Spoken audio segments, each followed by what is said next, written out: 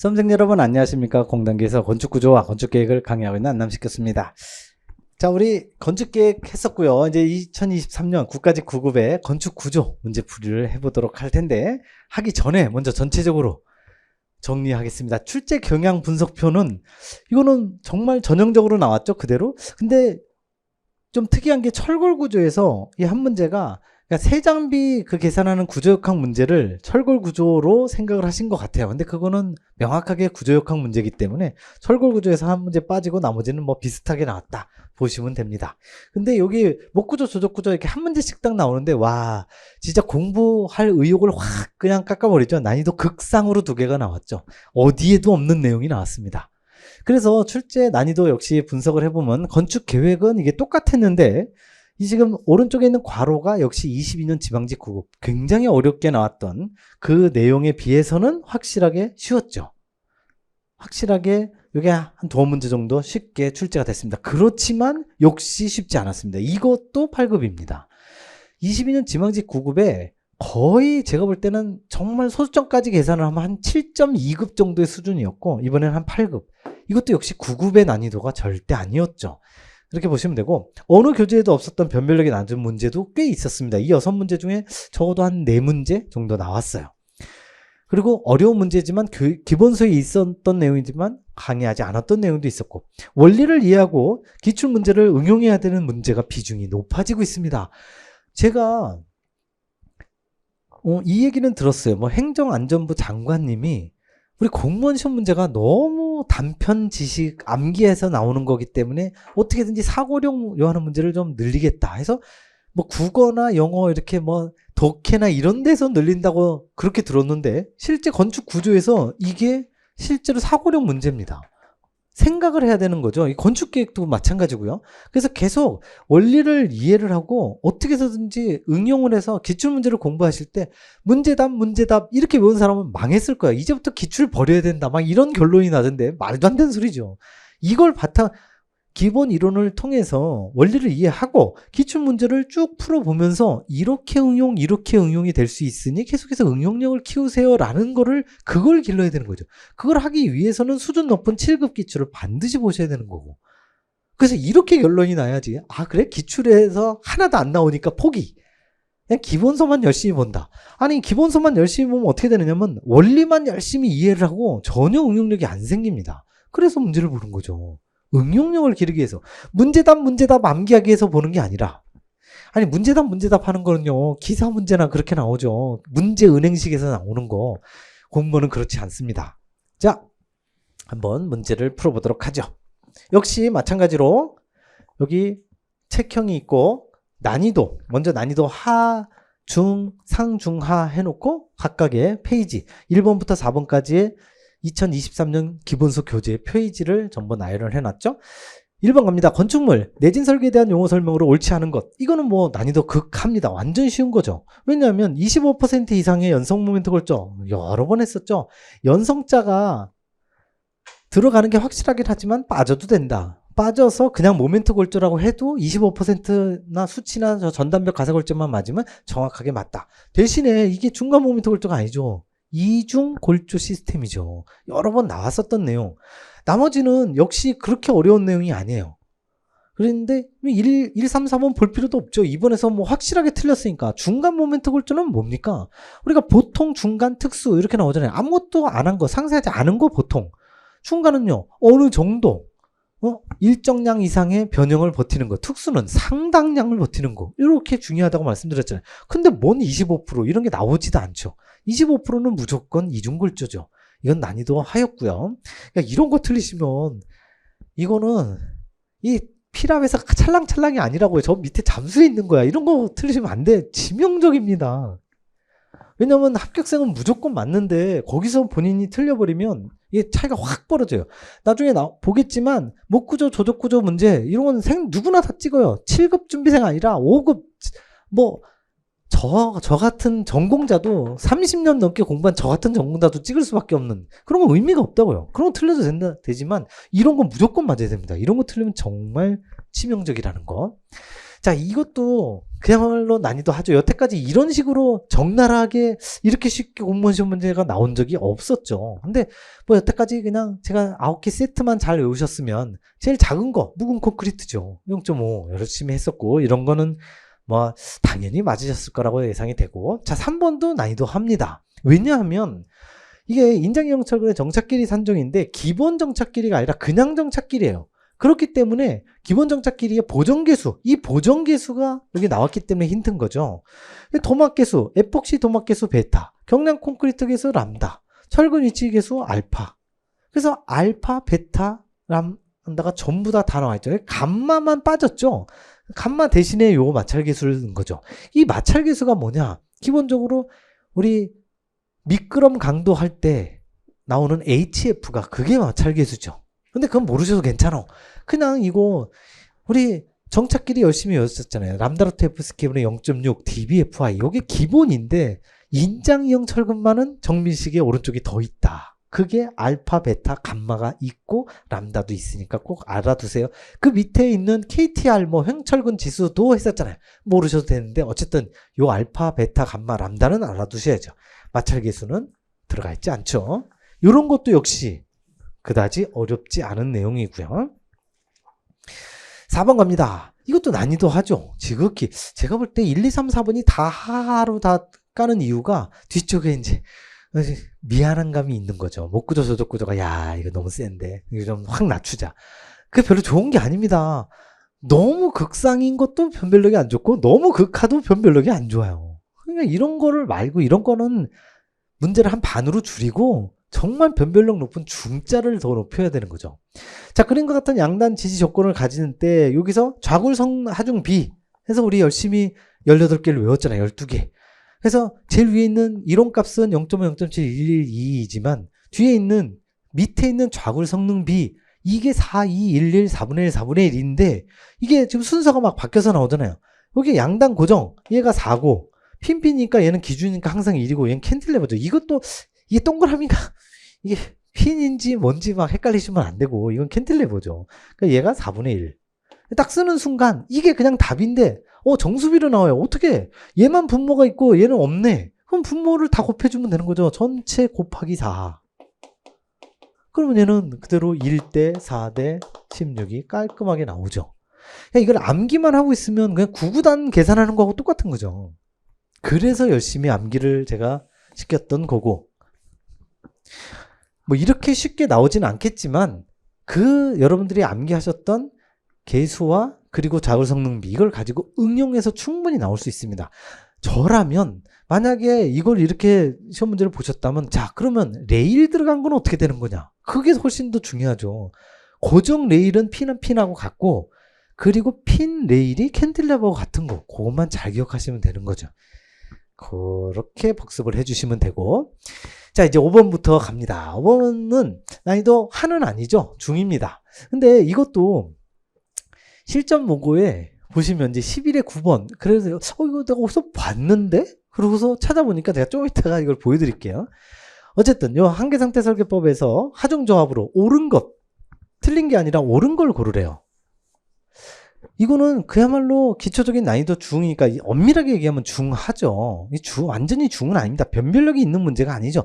알면 그냥 아는 건데 1.4D 데드로드에 1.4가 들어가는 건 제일 위에 딱 하나밖에 없어요. D 플러스 F 플로이드 안 나온다고 했잖아요. 1.4밖에 없어. 뭐 들어가면 무조건 틀려.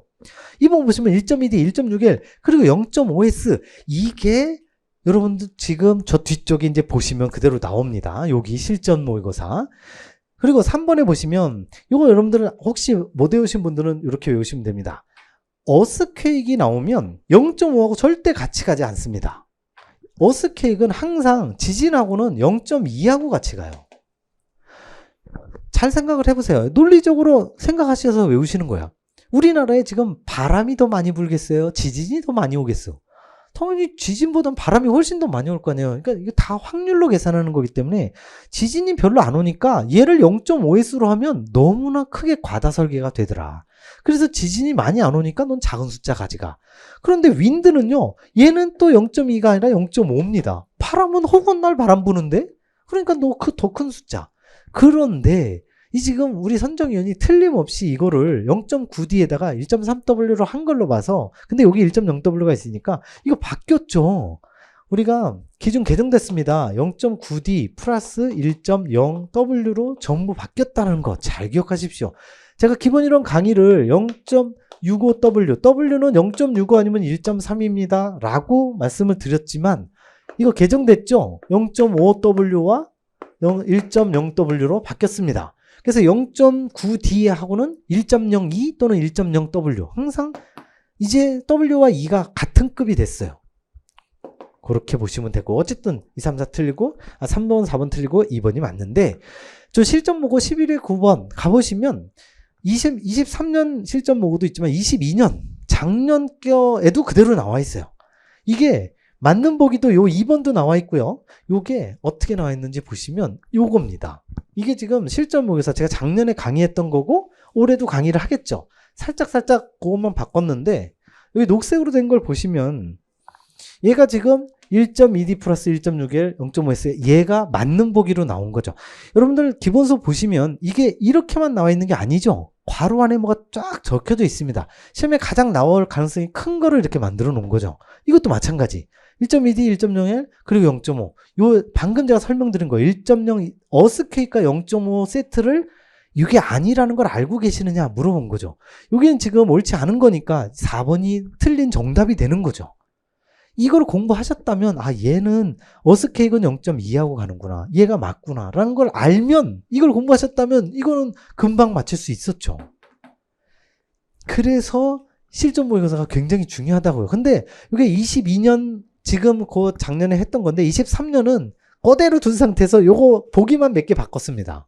거기서 결국엔 역시 같이 공부를 하는 거죠. 어쨌든 실전 모고가 결코 허투루 준비하지 않으니까 여러분들이 잘 따라오시면 됩니다. 자, 6번 갑니다. 6번서부터는 이제 구조역학 문제가 줄줄이 나오는데요.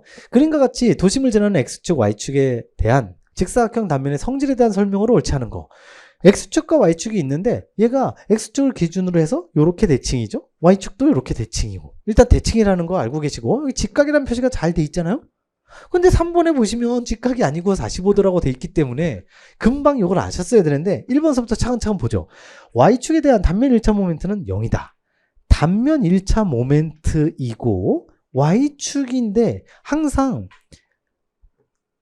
이 대칭축 또는 도심을 지나는 축에 대한 단면 1차 모멘트는 항상 0이 되는 거죠.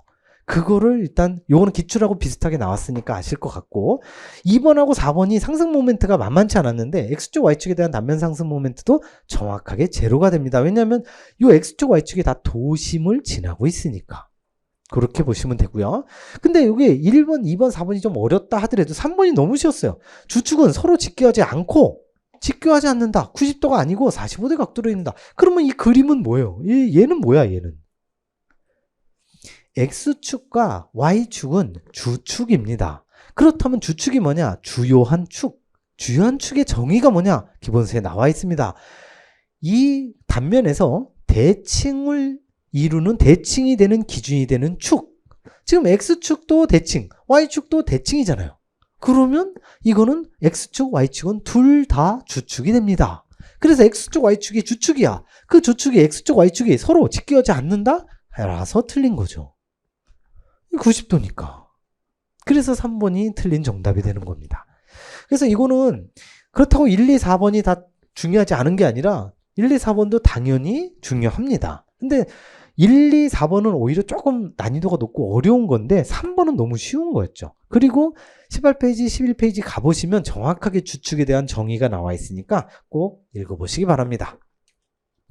자, 7번 갑니다. 7번도 난이도 전형적인 중이죠. 아마 역학을 포기하셨던 분은 이게 뭔 중이야, 상이지 라고 하실 텐데 절대 상이 아닙니다. 그림과 같은 캔틸리버의 설명으로 옳은 걸 골라주세요. 이게 처음에 답이 1번에서 딱 나와버리면 난이도 하 쪽 중하로 갈 수는 있지만 1, 2, 3, 4번을 다 풀어야 돼. 보의 자중은 무시하고 뭐라고 쭉 나오죠. 선형탄성을 거동하는 것으로 한다. 자, 캔틸레버가 있고 P1은 이렇게 작용하고 있어요. 대신에 이걸 싹 없애버리면 이거 어디서 많이 봤어. 캔틸레버에서 집중하정 3, 2분의 P1 3승. 이게 딱 떠오르면 아주 잘하고 있는 거예요. 그런데 얜 뭐야? 한 번도 본 적이 없는데? 캔틸레버가 왜 이렇게 잡아당기고 있어? 캔틸레버에 그냥 부재의 인장력 작용하는 거하고 똑같은 거죠. 그래서 B하고 H가 주어졌을 때 한번 봅시다. 1번 보시면 1, 2번은 P1만 작용하고요. 3, 4번은 P2만 작용합니다. P1, P1, P2, P2 이렇게 돼 있죠. 그래서 P1만 먼저 작용해요. 그러면 어떻게 되느냐? 처짐 델타는 3, 2i분의 PL3승을 무조건 암기하고 계셔야 되는 구구단하고 똑같다고 말씀드렸죠. 그런데 이 i가 단면이 BH로 주어져 있어. 아 그래? 그러면 이 단면이 바로 12분의 BH3승이니까 이걸 한꺼번에 쓰자고요. 쭉 써서 계산하라는 문제가 아닙니다. 계산할 필요가 없고 그냥 뭐하고 관련이 있는가만 쓰면 되죠. 12분의 BH3승 쓰고 여기가 PL3승이 됩니다. 자, 여기서 우리가 원하는 게 뭐냐? 이 문제에서 원하는 게 단면의 폭 또는 H가 높이가 어떻게 됐을 때 처짐이 어떻게 되느냐 이걸 물어보는 거잖아요. 그러니까 처짐과 BH의 관계식만 알면 돼. 그러면 얘하고 그 관계식이 뭡니까? 처짐은 델타, pH는 여기 있잖아요. 얘네 둘 지금 빨간색으로 동그라미 친 것만 빼자고요. 델타는 BH의 3승분의 1에 필요한다. 요것만 알면 되는 거예요. 아니 복잡하게 뭐 계산할 필요도 없고 다 필요 없다니까요. 이것만 알면 되죠. 그래서 1번 갑니다. 폭이 B가 2배가 돼. 그러면 밑에 분모가 B가 있으니까 2배 되니까 2분의 1배가 되는데 틀렸죠. H가 2배가 돼. 근데 H의 3승이야. 그러니까 2배의 3승이죠. 8분의 1이 돼야 되는데 4분의 1이니까 역시 틀린 거지. 그래서 1, 2번이 자동으로 삭제가 되는 거예요. 이걸 얼마나 빠르고 정확하게 찾아내느냐 그거에 달려 있습니다. 역학은 알아도 시간이 너무 많이 걸려. 이걸 찾아내면 뭐가 그렇게 시간이 많이 걸리겠어요. 이걸 찾아내기 위해서는 얘를 암기를 해 주셔야 되는 거고 이 구구단이 암기가 되지 않으면 다음 스타트가 안 되는 거죠. 자, 그래서 1번, 2번이 아니라는 건 알았어.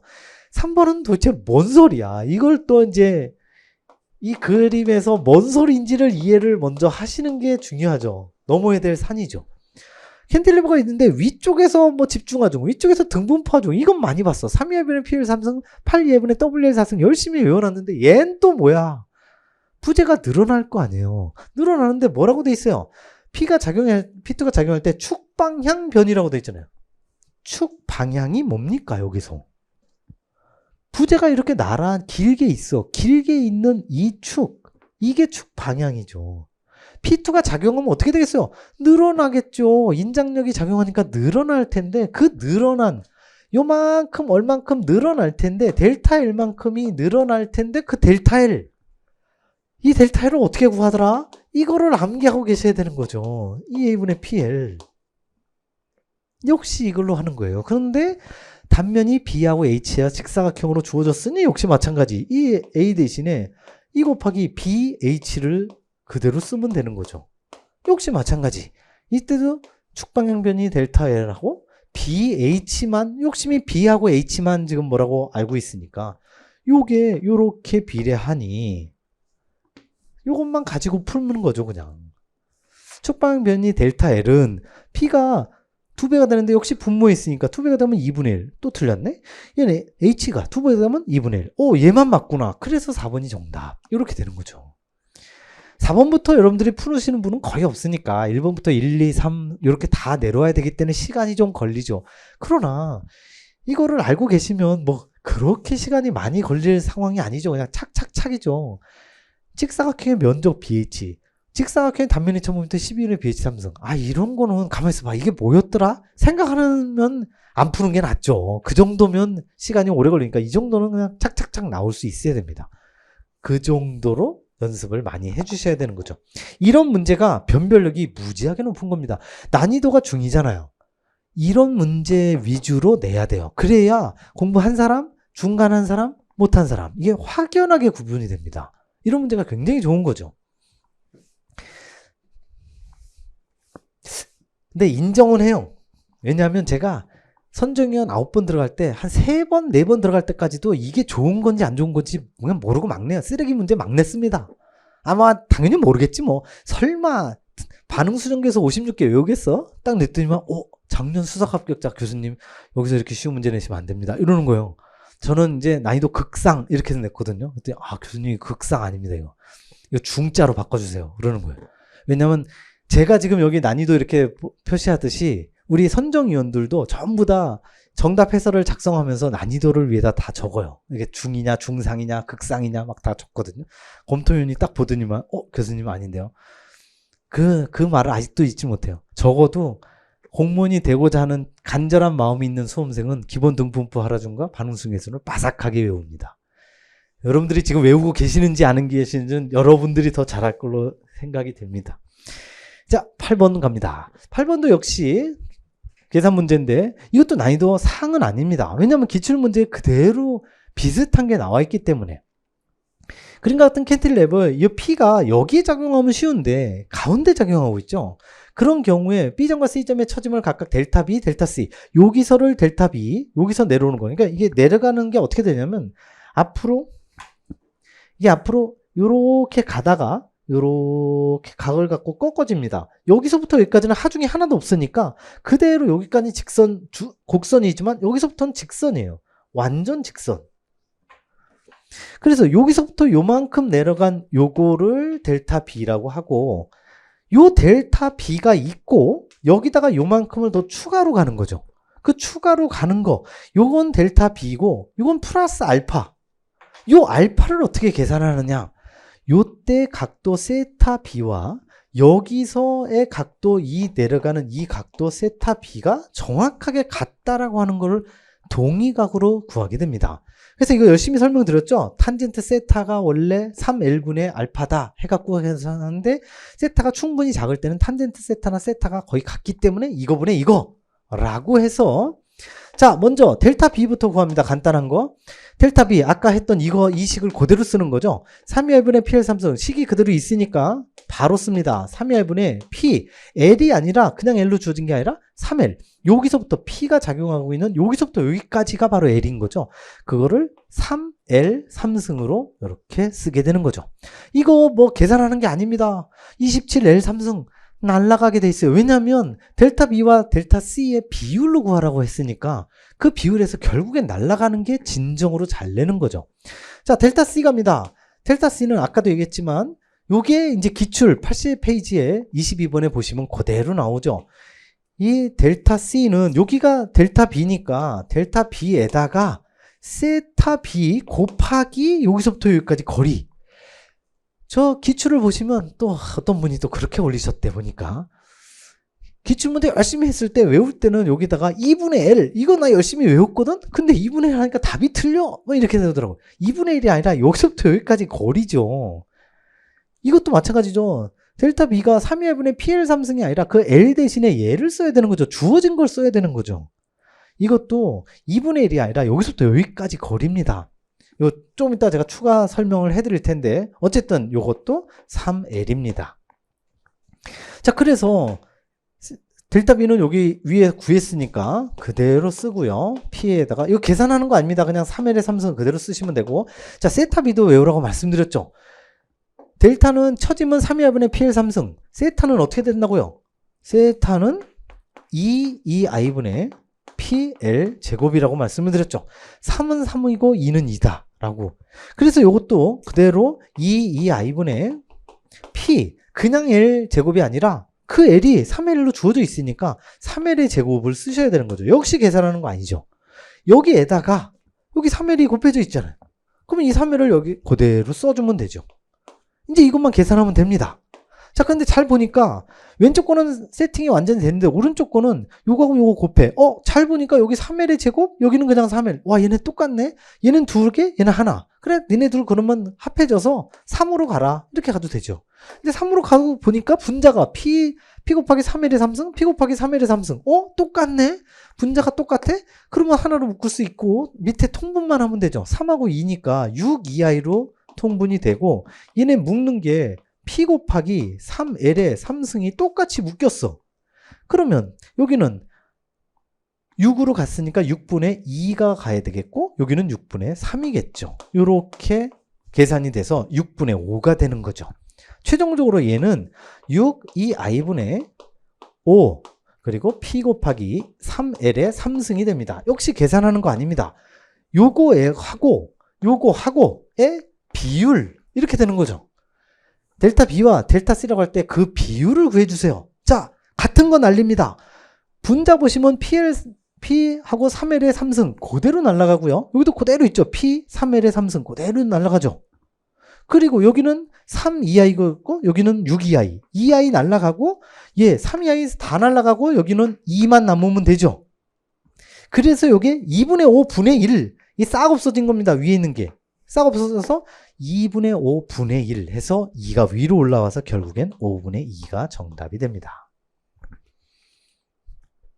문제가 결코 어려운 건 아니지만 시간이 왕창 걸리고 정확하게 이해를 해서 3L과 3L 곱하기 2 요거를 계산 실수도 하나도 빠짐없이 끝까지 갈 수 있느냐. 엄밀하게 얘기하면 이건 난이도 중상에 가깝지만 그래도 요거는 기출문제하고 워낙 비슷하게 나와 있는 거죠. 지금 요거죠. 여기에 말씀드렸던 기출에서 제가 열심히 설명드렸던 거죠. 요때는 요게 2분의 1, 2분의 1 주어졌기 때문에 여기가 보시면 풀이에 세타 B 곱하기 2분의 1이죠. 그 2분의 1이 뭡니까? 요 길이죠, 요 길이. 요 길이가 바로 2분의 1인데 지금 여기 3L, 3L로 주어졌으니까 3L, 2L 대신에 2분의 1 대신에 3L을 써야 되는 거죠. 그것만 조심하시면 되는 거고. 자, 9번 갑니다. 9번. 보시면 아주 깔끔하다 못해 지저분하다 깔끔하다를 논할 가치가 없는 내용이죠. 이거 완전히. 난이도 극상이고요. 구조 기준 자체도 없습니다. 심지어 제가 말씀드렸죠. 구조 기준에 있는데 여러분들이 전혀 대한민국 어느 학원에서도 강의하지 않는 내용을 앞으로 100년 동안 낼 게 있습니다. 라고 했는데 그거보다도 더 어려운 거예요. 그러니까 이런 거는 그냥 한마디로 그냥 누구나 다 찍는 아무 의미가 없는 거죠.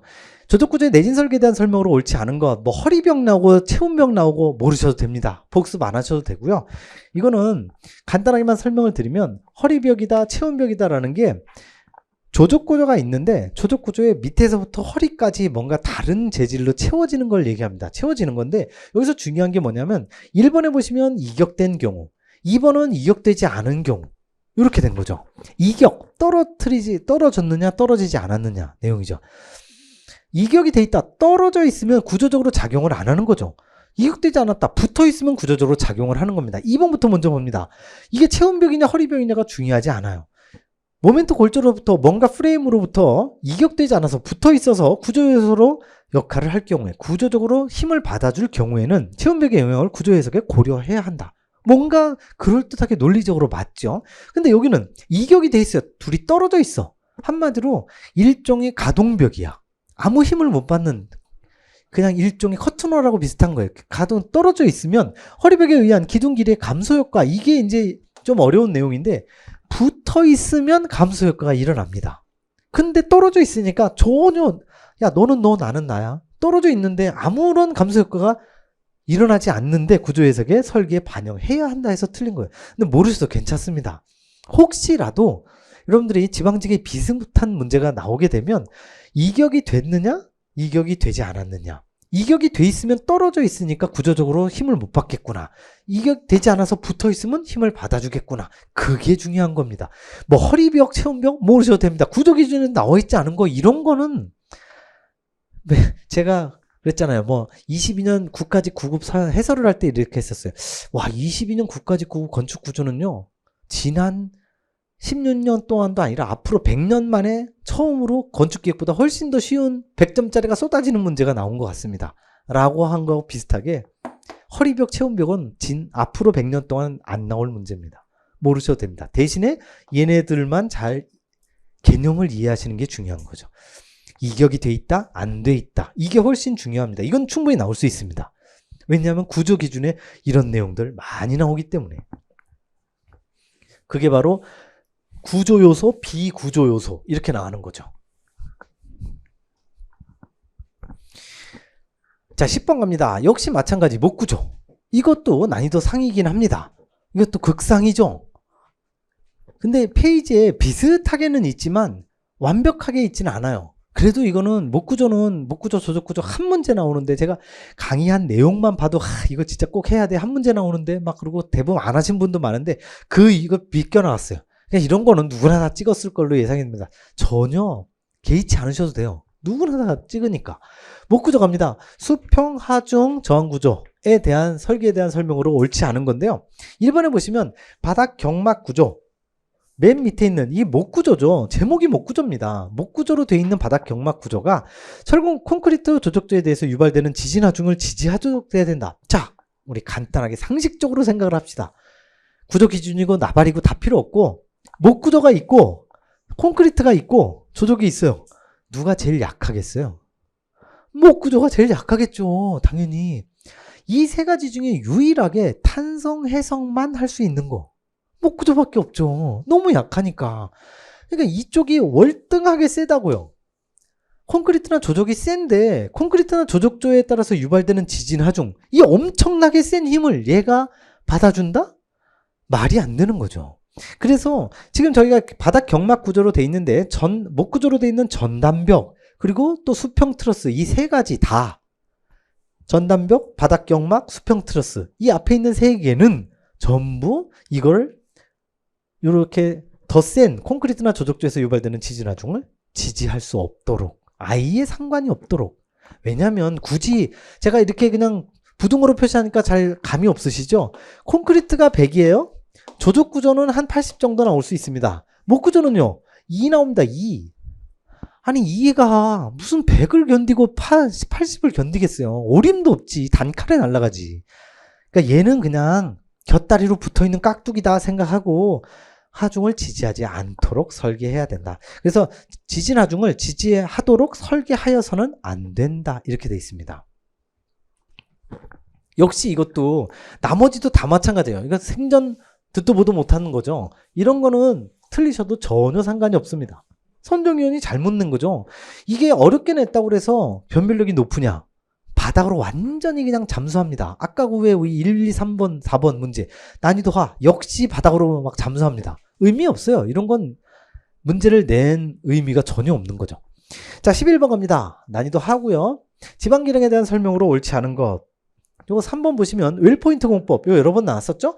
웰포인트 공법은 점토질 집안 아니고 사질 집안이라고 말씀을 드렸고 이 치환 공법도 틀렸습니다. 웰포인트 공법은 배수 및 탈수 공법입니다. 그래서 이게 배수 공법이라고 한다 하면 또 맞고요. 탈수 공법이다 해도 맞습니다. 그러나 치환 공법은 전혀 아니죠. 요 1포인트 공법 제가 여러 번 설명드렸죠. 샌드 드레인. 샌드. 아, 교수님 샌드 있으니까 이거 사질 아닙니까? 아니라고 말씀드렸죠. 샌드 드레인은 점토질에 그 사질 뭔가 말뚝을 집어넣는다고 그랬죠. 그래서 샌드 드레인은 무조건 점토질. 그 반면에 웰포인트는 무조건 사질. 요걸 잘 기억하라고 말씀을 드렸었죠. 물론 여기까지 뭐 배수 및 탈수 공법 모르셔도 얘에서 바로 아셨을 거예요. 이렇게 두 개나 틀린 걸 내면 아주 감사하죠. 나머지는 그냥 별로 어렵지 않은 내용이고요. 12번 역시 난이도 합니다. 페이지 위에 다 있고요. 내진 설계에 대한 설명으로 옳지 않은 것. 이거는 아주 쉽죠. 내진 등급 특 1, 2. 우리 중요도 등급은 특 1, 2, 3 이렇게 있죠. 근데 특은 특으로 가져가고 1은 1로 가지만 나머지 찌끄레기 2, 3은 그냥 2로 가라. 2, 3? 이거 중요도 등급 이런 거 없죠. 그래서 우리 중요도 개수 여기 나온 중요도 개수 했었잖아요. 중요도 개수 우리가 적설하중 있었고 풍하중 있었고 또 지진하중 있었는데 특은 1.5 여기는 1.2 여기 1.0 그것까지도 암기하라고 말씀드렸죠. 그래서 3개밖에 없는데 왜 4개가 나왔냐 해서 틀린 거.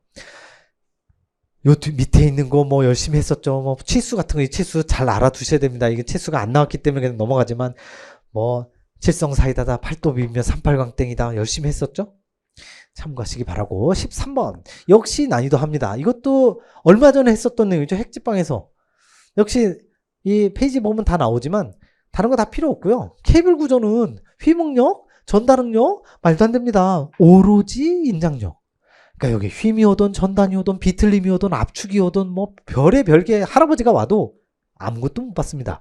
한 가지 더 케이블과 막구조 똑같습니다. 케이블이나 막구조나 똑같이 인장응력만 받아줍니다. 오로지 그것만 잘 기억하시면 돼. 그럼 뭐 이거 간단하죠.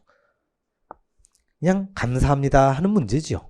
참고하시고 요 밑에 막구조에 있는 뭐 정의 같은 것도 역시 틀림없이 나올 수 있습니다. 자 14번 갑니다. 난이도 중이죠. 이것도 제가 볼 때 이 문제부터는 이제 변별력이 괜찮습니다. 콘크리트 구조 철근 상세 설계 기준에서 수축 온도 철근, 휨 철근이 아닙니다. 주 철근이 아니라 수축 온도 철근에 대한 설명으로 옳지 않은 것. 일방향으로 하고 이것도 맞고, 이거 제가 2번도 설명을 드렸었죠. 온도 철근의 이 전체 단면적, 요게 2번 보기에는 핵심입니다.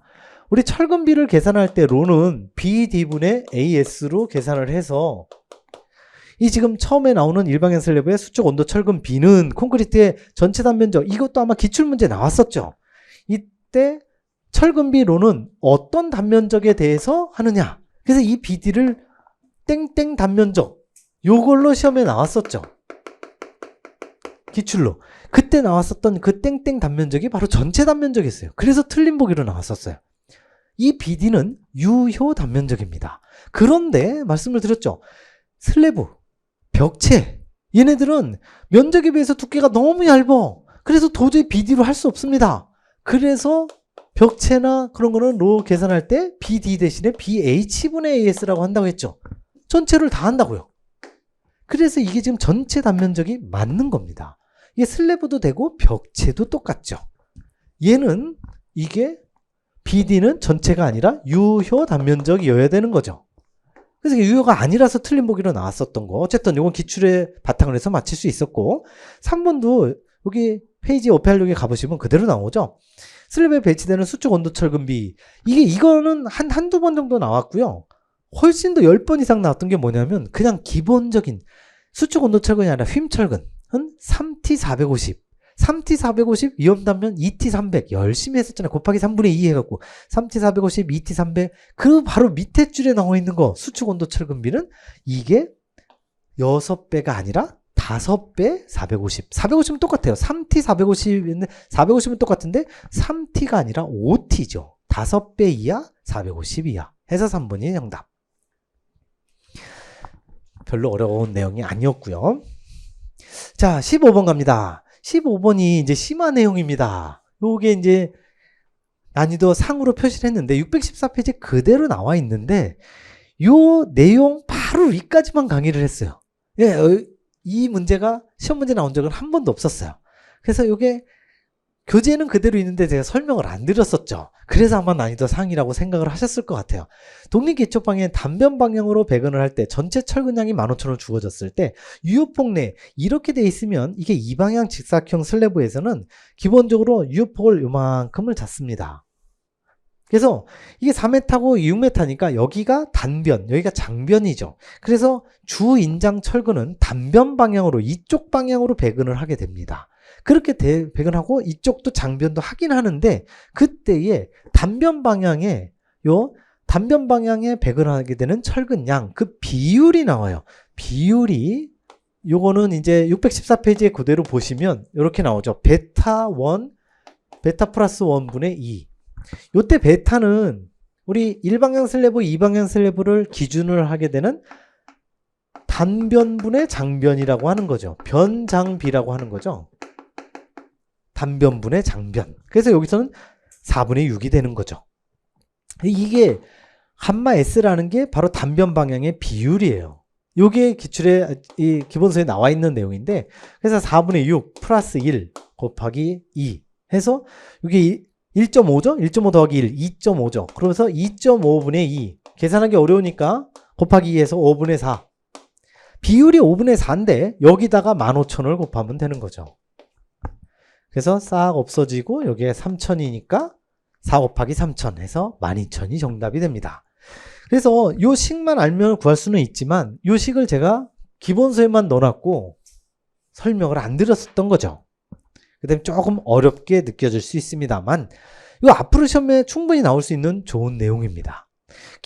근데 제가 이거 설명을 안 드렸던 이유가 기사 시험에 단 한 번도 나온 적이 없어요. 이 근처까지 나온 적이 없어요. 철근량은 잘 나왔었지만 요렇게 단변 방향의 비율까지 나오지는 않았었어요. 그래서 설명을 안 했던 건데 요걸 낼 줄이야. 요거는 일반 아까 그 조적구조 내진 설계, 목구조 무슨 수평 저항 요소 이거하고는 차원이 틀립니다. 이건 좋은 문제예요. 좋은 문제로서 어려운 문제입니다. 그렇게 보시면 되고 16번 갑니다.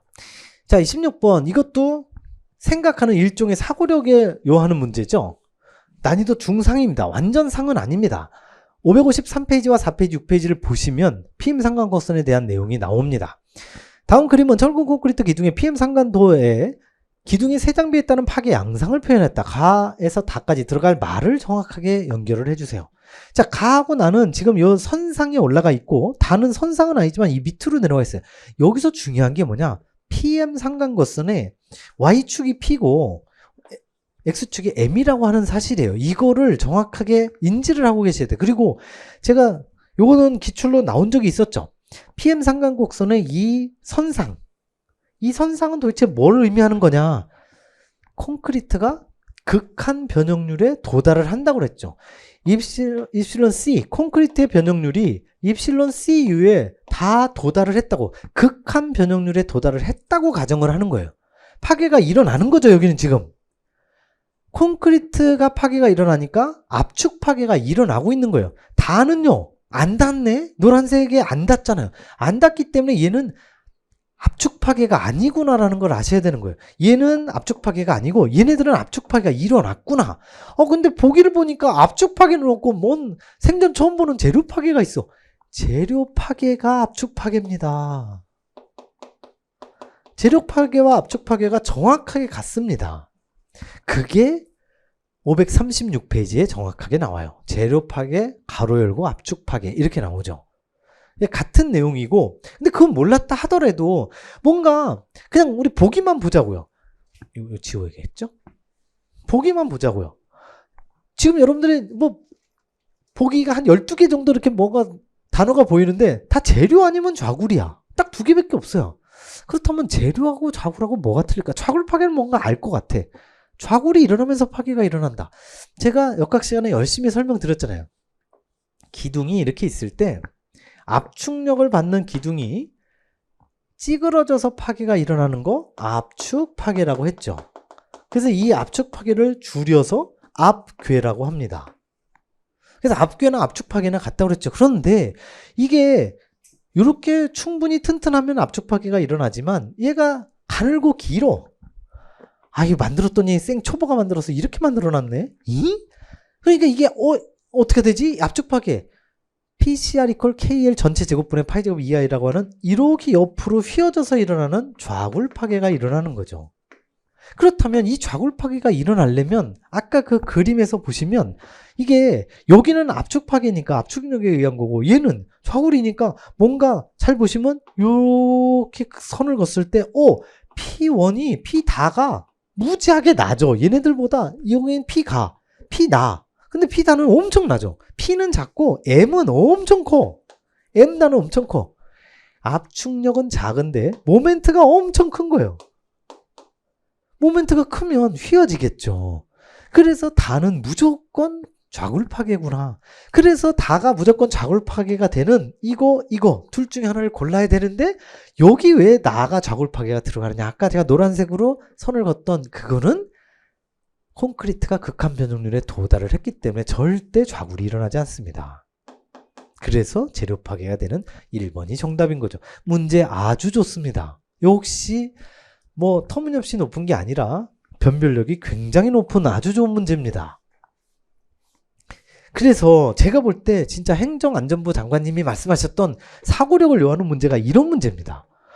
어디에도 이런 비슷한 기출문제나 이런 게 없습니다. 여러분들이 기본 이론을 이해하시고 PM 상관곡선을 이해하시고 그리고 응용하는 응용력을 길러주셔야 되는 거죠. 지금 이 16번 문제가 저는 도저히 못 풀겠습니다. 뭔 소리인지도 모르겠습니다. 하면 응용력이 많이 떨어지시는 거예요. 기출 변형을 많이 해보셔야 됩니다. 자, 17번 갑니다. 강구조 설계에서 용접에 대한 설명으로 옳지 않은 것 가겠습니다. 요거는 뭐 별로 어렵지 않은 거죠? 1번, 2번 워낙 많이 나왔기 때문에 볼 필요도 없고 어쨌든 저 페이지에 나와 있고요. 3번도 최근에 제가 월별목에서 냈었죠. 플러그, 슬롯 용접의 용접 길이 이거 말고 다른 걸로 쓱 갖다 껴넣어갖고 틀린 걸로 냈었죠. 그래서 이것도 금방 아셨을 거고 4번도 저희 737에 가보시면 그대로 공칭지수 4배 이상. 요거는 기출에 그렇게 많이 안 나왔습니다. 제 기억에 한 번인가 나왔었는데 역시 이것도 알아두시고 이걸 4번을 몰랐다 하더라도 1, 2, 3번이 워낙 많이 나왔던 거라 아마 쉽게 하셨을 걸로 생각이 됩니다. 18번 갑니다. 온도 변화에 따른 강제 특성에 대한 내용이다. 가에서 다까지 들어갈 말을 바르게 연결한 것. 난이도 상가입니다. 이거는 기본서에 없습니다. 규조 기준에도 없습니다. 그냥 강제 특성으로 풀어야 되는 거예요. 자, 먼저 우리가 온도 상태가 상온, 20도에서 25도, 우리가 그냥 실내에서 생활할 때의 온도, 일반 온도가 상온입니다. 상온에서는 항상 철골은 연성 파괴를 일으키게 됩니다. 그리고 고온 같은 경우는 모르셔도 돼요. 뭐 화재 일어난 건 신경 안 써도 되는데 저온이면 어떻게 되느냐. 우리가 상온이면 연성 파괴야. 그러면 연성의 라이벌이 누구냐 이거죠. 연성의 라이벌. 취성이죠. 이게 저온이 아니라 상온이라면 얘네 둘이에요. 그런데 저온이기 때문에 추워. 저온도 그냥 뭐 20도씨에서 저온이면 10도로 갈까요? 마이너스 100도로 가는 거죠. 완전 극단적으로 가는 거예요. 그럼 뭐 저기 러시아 아니라 먼저 남극 북극점으로 가갖고 마이너스 100도씨 만들어갖고 그러면 어떻게 되느냐? 깨져버리죠. 그냥. 그래서 취성 파괴가 일단 먼저 나와야 돼. 그리고 나서 보시면 자원 상태가 되면 뭐가 급격히 감소해. 그렇다면 연성에서 좋은 게 뭐예요? 얘네들이잖아. 그리고 얘도 됩니다. 인장 강도도 되고 얘도 되고 얘도 됩니다. 이게 다 동그라미예요. 얘네들이 다 들어갈 수 있어. 인장 강도, 연신율, 단면 수축률. 단면 수축률이나 연신율은 거의 같은 내용이죠. 연신율, 늘어나는 비율을 얘기하는 거고, 단면 수축률, 한쪽이 늘어나면 한쪽은 줄어들게 돼 있잖아요. 포화성비 할 때. L분의 델타 L, D분의 델타 D 할 때 항상 뭔가 하나는 마이너스잖아. 그리고 항상 앞에 마이너스 붙이듯이 단면 수축률이나 연신율이랑 거의 같아요. 그리고 연신율 늘어나는 거와 인장강도 끊어지는 거하고는 거의 같이 갑니다. 그래서 얘네 셋은 다 들어가도 돼요. 그러니까 예를 들어서 여기에 전단강성이 아니라 단면 수축률이나 이런 게 오면 복수 정답입니다. 이거. 그런데 얘를 뺐잖아요. 전단강선으로 뺐기 때문에 1번이 아닌 4번이 정답이 되는 겁니다. 역시 이것도 여러분들이 기본서에 전혀 없었던 내용이고 강의도 없었고 기출문제 비슷한 것도 없었고 굉장히 생짜로 나온 거죠. 그렇기 때문에 이런 거는 역시 누구나 다 찍었을 텐데 찍더라도 일단 다른 건 잘 모르겠어. 그렇지만 얘는 많이 들어봤잖아요. 연성파괴, 취성파괴는 많이 들어봤잖아. 근데 우리가 원하는 파괴도 잘 아시잖아. 얘가 우리 아군이라고 열심히 말씀드렸잖아요. 우리는 항상 과소철분보가 좋은 거지 과다철분보 안 좋다고 했잖아요. 그럼 과소철분보 하는 우리가 이 지구상에 존재하는 수백억의 건축물이 우리 아군 파괴, 연성 파괴인데 이 저온으로 내려가면 마이너스 100도씨가 되면 얘가 나올 리가 없겠죠. 뭐가 급격히 감소해서 이런 현상이 나오면 좋은 건데 말이 안 되잖아. 이걸로 가야죠. 그래서 1번 아니면 4번으로 둘 중에 하나를 찍으시더라도 그렇게 찍는 연습을 하셔야 됩니다. 그게 바로 사고력인 거죠. 자, 19번 갑니다.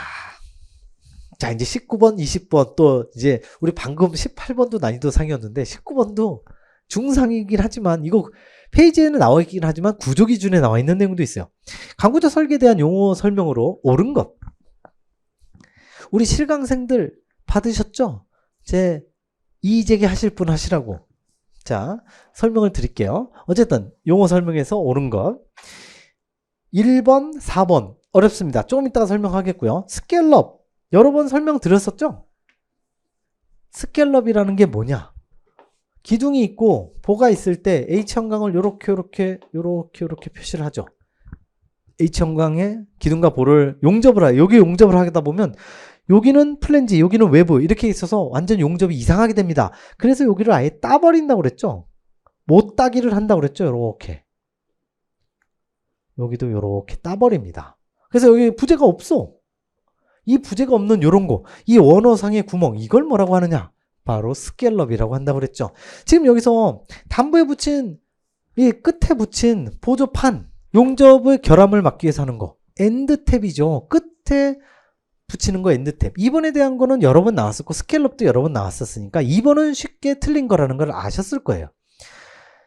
그리고 이제 3번이 맞는 정답이라고 지금 주장을 하는데, 이게 여기는 인장 파단이 나오죠. 우리가 기본서 저기 가보시면 748 정도에 가보시면 블록 전단 파단이 나옵니다. 블록 전단 파단이 나오는데 거기에 뭐라고 나오냐면 인장 파단 전단 항복 또는 인장 항복 전단 파단 둘 중에 하나로 간다. 기출문제 나온 거 기억나시는지요? 인장 영역이 길면 긴 게 무조건 파단으로 간다. 짧은 게 무조건 항복으로 간다 했던 기억이 나시죠?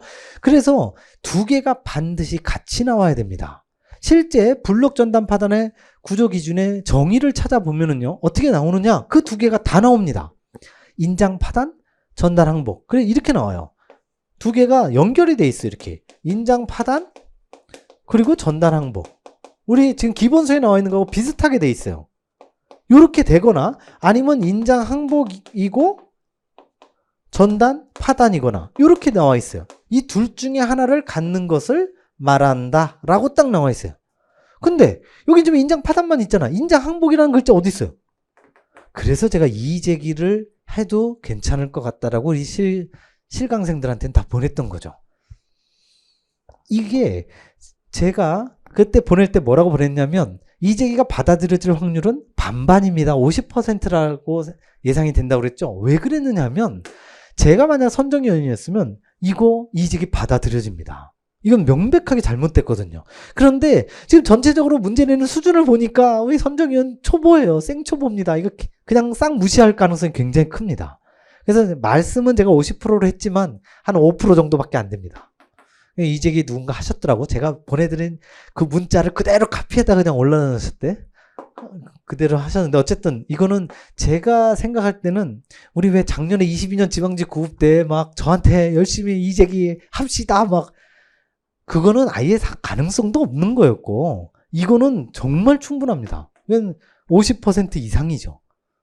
근데 아마도 제 생각엔 기각될 가능성이 굉장히 큽니다. 자, 위에 거부터 갑니다. 1, 4번은 조금 지엽적인 내용인데요. 요게 양면이 직각으로 한다. 그랬을 때 요게 자유돌출판, 이 자유가 아니고 요거는 그냥 모르셔도 되는데, 양면 지지판이죠. 양면 지지판. 모르셔도 됩니다. 완전 이런 것까지 공부하시려면 한 10년 걸린다고요. 할 필요 없죠. 자유돌출판은 한쪽만 있는 거예요. 한쪽만. 왜 우리 구속판 요소, 비구속판 요소 있었던 거 기억나시는지요? 그래서 구속이 돼 있다는 건 외부가 양쪽이 위아래 묶여 있으니까 구속판 요소. 플랜지는 한쪽만 구속이 돼 있으니까 비구속판 요소 했듯이, 자유돌출판은 한쪽만 있는 거, 한쪽 끝만 직각 방향으로 판 요소에 의해서 지지되는 게 바로 자유돌출판, 양면 지지판, 양면. 그렇게 보시면 됩니다. 이거 4번도 약간 지엽적이긴 하지만 4번은 그냥 맞출 수 있어요. 왜냐하면 여기에 지렛대 있죠, 지렛대. 그래서 이게 인장력이 아니라 지뢰작용입니다. 지뢰작용. 근데 역시 1번, 4번은 전혀 필요 없고 3번, 4번은 굉장히 중요한 내용이죠. 그렇게 보시면 됩니다. 근데 3번은 이의 제기가 지금 들어가긴 했는데, 제가 볼 때 아마도 제가 선정위원님은 이거 받아들일 텐데 그 정도 내공이 아닐 겁니다. 자, 20번 갑니다. 20번도 역시 전혀 없는 내용이죠. 구조기준에도 없습니다. 도대체 이런 문제를 어디서 가지고 오는지 모르겠어요. 시방서도 없고 구조기준도 없고, 어떻게 뭘 공부하라는 거야. 그냥 상식적으로 그냥 누가 잘 찍나, 그래서 문제가 나오는 거죠. 그래서 제가 강의에서도 계속 말씀드렸지만, 원래는 3문제에서 4문제는요 이런 생짜로 문제가 나옵니다. 뭐 이렇게까지 낼 필요도 없어요. 그냥 구조기준에는 버젓이 있는 거 중요한 내용인데, 강의에 교재에 없는 거 그냥 내면 됩니다. 100년 동안 낼 게 있다고 했잖아요. 얼마든지 됩니다. 그렇기 때문에 그렇게 내면 중요한 건데 다 모르니까 찍는 건 똑같아요. 그래서 이런 거는, 근데 이 문제는 조금 다르긴 합니다. 여기 1, 2, 3번은 별로 중요하지 않은데요. 4번에 보시면 집안에 접한 바닥구조. 자, 이게 무슨 소리냐면, 이게 여기가 지금 그라운드 레벨이고요. 집안에 접해 있는데 바닥이야. 이게 지금 지하층, 지하외벽, 그리고 바닥이죠. 지하층이에요. 지하층인데 여기가 B1이고 제일 끝이라고 치자고요. 그리고 여기에 이 밑이 바닥이야. 이거죠, 지금. 그리고 여기가 집안이 있는 거죠, 이제. 여기도 집안이 있는 거고. 이렇게 있는 거죠. 지금 이 주황색의 바닥 구조를 얘기하는 거예요. 집안에 접한 바닥 구조는 외벽으로부터, 지하 외벽, 이거죠. 지하 외벽은 요겁니다. 지하 외벽으로부터 면의 하중과, 그리고 집안으로부터 상향 수압부터, 요 뒤에 있는 것부터 먼저 설명드릴게요. 집안으로부터 상향 수압. 상향이니까 위쪽으로 올라오는 거죠. 수압 및 토압이 위쪽으로 올라오고 있는 거예요. 이렇게. 지금 이 주황색을 잘 보시면 바닥이 이렇게 돼 있잖아요. 슬래브가 수평 부재인데 밑에서 이렇게 치게 되면 지금 이 주황색의 면은 이 면인데 이 면에서 나란히 작용을 해야 면 내 하중인데 이 바깥으로 작용하니까 얘가 이렇게 올라가겠죠. 그러면 이게 바로 면 외 하중이 됩니다. 얘가 요게 면 외가 되는 거죠. 그렇다면 얘는 어떻게 되냐? 지하 외벽으로부터 이쪽도 마찬가지로 이게 다 흙이 있죠. 여기 흙. 이거는 기초구조에서 했었죠. 뭘 했었냐면 옆에서 흙막이가 있을 때 얘가 요렇게 삼각형으로 작용한다고 했던 거 기억나시죠? 그래서 밑에서부터 3분의 1 지점에 항상 중심이 있다. 이렇게 작용하면 지금 녹색이 바로 지하 외벽입니다. 이 외벽으로부터 이렇게 작용하는 건 이게 여기까지는 아니겠지만 여기에서는 요 부분에서는 정확하게 노란색이 여기를 밀고 있는 거죠. 그러면 여기 주황색하고 나란하게 작용하니까 이럴 때는 요게 면 내하중으로 작용을 한다라는 거예요. 굉장히 어려운 내용이긴 합니다. 근데 1, 2, 3번 그냥 모르셔도 되는 내용인데 요거는 중요합니다. 이 정도는 면내하중, 면외하중은 우리 막구조에서도 많이 나오기 때문에 알아두시는 게 좋아요. 그렇다고 이 문제가 또 반복해서 나올 가능성 제로에 가깝죠. 안 하셔도 되고. 자, 그래서 전체적으로 다시 정리를 해보면 우리가 난이도 상위, 중상까지 포함해서 한 6문제가 나왔는데 3, 4문제 정도는 아예 누구나 다 찍는 문제예요. 결론이 뭡니까? 방금 전 20문제, 20번 이것도 그렇고 19, 20, 9번, 10번 다 마찬가지입니다. 이 4개가 난이도 상위이기 때문에 생전 듣도 보도 못한 거기 때문에 누구나 다 찍는 거라고요. 이거는 그냥 20문제가 아니라 16문제를 출제했다 생각하시면 됩니다. 여기서 몇 개를 맞느냐? 이 4개는 여기서 뭐 잘 찍어서 3개를 맞던 다 틀리건 아무 문제 없습니다. 그거는 그냥 여러분 실력하고는 상관없는 논외. 그리고 중상이 2개가 있었죠. 그 6개 다 틀렸다고 치자고요. 그리고 하나 정도 실수해서 7개 정도 틀렸다. 그렇게 되면 13개. 해서 역시 이것도 65점. 구조에서 65점 정도 맞으면 이 정도면 충실히 공부했다. 아마도 65점을 맞기 위해서 이 65점 말씀드렸지만 이렇게 찍은 거 말고 여러분들이 몰라서 교수님 저거 쉬운 건데 그냥 어떻게 뒷걸음치다 맞은 거 이런 거 말고 여러분들이 그냥 실력으로 맞은 게 65점이다 라면 잘 공부하고 계시는 겁니다. 우리 아마 이 지금 수업을 들으시는 분들 중에 행정하시다가 넘어오신 분들 다른 데서 막 국어, 영어, 한국사는 다 280 원저리가 되는데 여기서 계속 떨어져가고 2년, 3년 떨어져서 도저히 안 되겠습니다. 건축직 딱 보니까 50점? 50점이면 합격이야? 어떻게든지 40점만 맞자. 40점 맞기가 얼마나 어려운지 아십니까? 이런 문제에서 40점? 이거 맞으려면 무지하게 힘듭니다. 왜냐면 이게 6문제는 일단 기본으로 틀리고 시작해요. 그러니까 이게 모수가 20문제가 아니라 16, 14수로 시작합니다. 14에서 13을 맞는 거예요. 그러니까 결코 쉬운 게 아닙니다. 그래서 누차 말씀을 드리지만 절대 쉽게 공부하시면 안 돼요. 기출문제만 그냥 문제답 폭망합니다. 폭망. 그래서 항상 문제는 어렵게 나온다 생각하시고 계속 반복을 해서 기본적인 공식 착실하게 잘 외우시고 기본 이론 이해하시고 응용. 시간이 없는 거 다 압니다. 그래서 지금 이제 진짜 중요한 거 말씀을 드릴게요. 자, 여러분들이 아마 대부분의 수험생들이 우리 7급 준비하시는 분 제외하고서는 이거 그냥 가볍게 5,000원짜리 모의고사 본다 하고 생각을 하셨을 거예요. 아주 진한 예방주사 하나 맞는다 생각하시겠지만 이제 딱 2달 남았습니다. 지금부터 어떻게 해야 되느냐? 이 사고력 나온다고 사고력 문제 그러면 내가 공부 안 했던 거 지금부터 공부하자. 아닙니다. 절대 아닙니다. 제가 강의한 내용만이라도 100% 숙지하고 암기하시는 거 이게 정말 중요합니다. 이것만 하면 충분히 65점 맞을 수 있습니다. 65점만 맞으면 어디도 다 합격할 수 있어요. 물론 이거 찍는 거에서 찍신이 들려갖고 그렇게 잘 점수 맞는 사람들 그 사람들은 몇 명 안 돼요. 어쩔 수 없고 이런 거는 잘 찍어서 하는 건 의미 없고요. 여러분들이 진짜 맞을 문제를 맞아야 된다는 거. 자, 어쨌든 이렇게 해서 23년 국가직 9급 건축구조 문제풀이를 모두 마치겠고요. 2달 동안 열심히 하셔서 지방직 모두 다 합격하시길 간절히 바라면서 마치도록 하겠습니다.